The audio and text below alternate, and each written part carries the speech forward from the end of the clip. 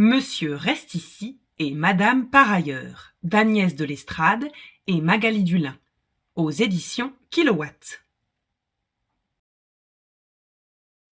Monsieur reste ici et Madame par ailleurs.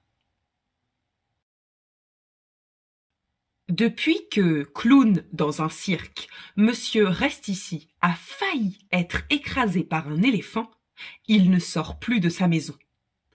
Il ne fait pas ses courses. Il ne va pas chez le médecin. Il n'achète pas de pizza. Il n'ouvre pas sa porte aux enfants pour Halloween. Toute la journée, pour tenter d'apprivoiser sa peur, Monsieur reste ici dessine des éléphants. Des gros, des petits, des moches, des beaux, des dangereux, des gentils, des éléphants juste en papier. Et puis, un matin, boum, un morceau de son toit s'écroule et tombe sur le tapis de son salon. Sous ses yeux éberlués, une petite dame emmêlée dans un parachute atterrit pile sur son canapé. « Oups, désolé, je crois bien que j'ai fait un trou dans votre toit. Je me présente. Je m'appelle Madame par ailleurs et j'arrive d'Honolulu. » Monsieur reste ici cache sa figure dans ses mains. Il y a tellement longtemps que personne n'est rentré chez lui. Le voyage a été long et j'ai très faim, dit-elle d'une voix guirette. Et si nous allions préparer un bon repas? Alors, Madame par ailleurs se rend à l'épicerie d'un pas décidé.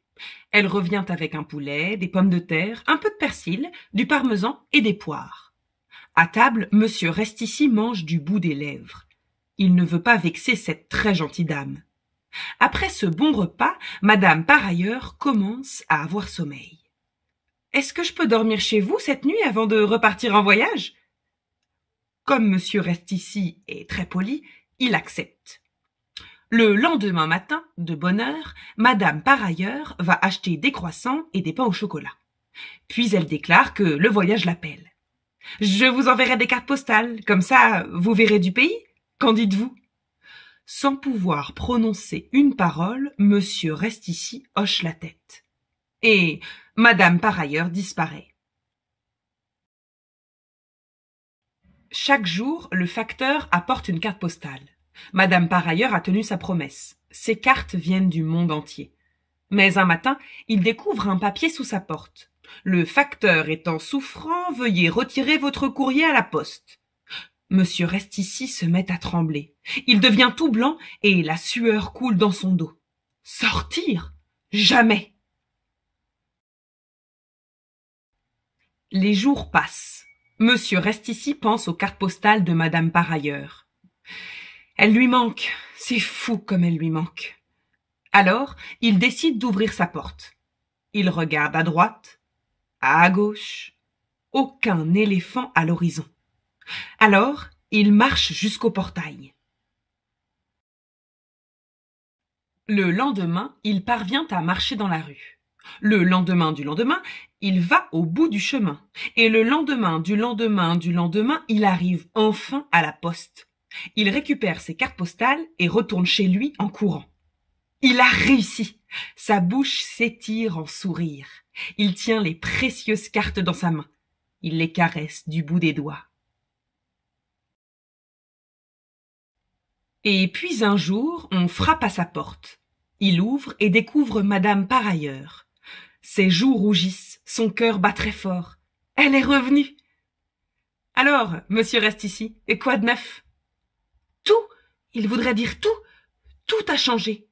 Il a ouvert sa porte et il a aimé l'air sur ses joues, les cailloux sous ses pas, le vent dans les arbres et le sourire des autres. Monsieur reste ici voudrait embrasser Madame par ailleurs, mais il n'ose pas. Alors il file dans sa chambre et ouvre une valise. « J'ai une surprise pour vous. » Monsieur reste ici met son nez de clown. Et puis il tombe par terre, dompte des mouches invisibles, fait des grimaces. Madame par ailleurs rit, et son rire envahit tout le corps de Monsieur reste ici. Ça vous dirait un petit voyage? Lui demande madame par ailleurs avec un grand sourire. Monsieur reste ici, hésite. Puis il se lance. Je suis prêt, répond-il. Et monsieur reste ici ouvre la porte de sa maison. Monsieur reste ici s'appelle désormais monsieur par ailleurs. Mais, parfois, il arrive que monsieur et madame par ailleurs restent juste ici.